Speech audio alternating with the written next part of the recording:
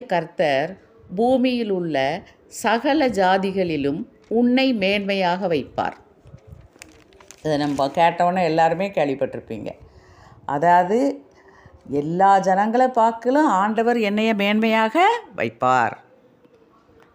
இதை நம்ம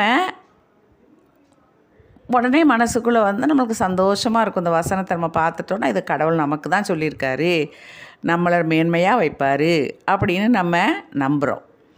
ஆனால் அந்த வசனத்தை முழுமையாக நம்ம வாசிக்கலை. ஒரு வசனத்தோட பாதி தான் இது. இப்போ நான் முழுசையும் வாசிக்கிறேன், கவனிங்க. உபாகமம் 28ஆம் அதிகாரம் 1ஆம் வசனம்.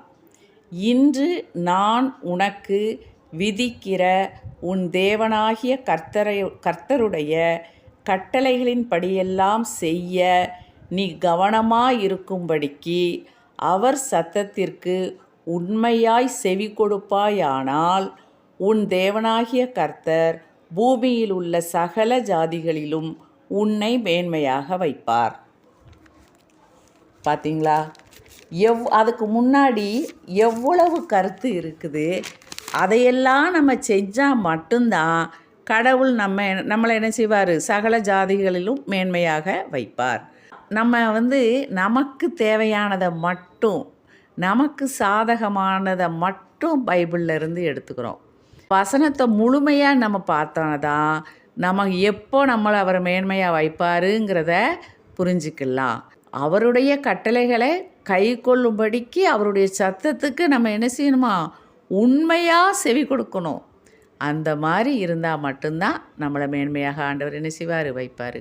இப்படி நிறைய வசனங்கள் இருக்குது. அதில் பாதி வசனத்தை மட்டும் நம்ம எடுத்து அதை வச்சுக்கிட்டு நம்ம கடவுள்கிட்ட ப்ரேயர் பண்ணுறது, அது நமக்கு அந்த ப்ரேயருக்கு ஆன்சர் கிடைக்கலங்கிறப்போ ரொம்ப மனம் வருந்துடும். அப்படி இருக்கக்கூடாது.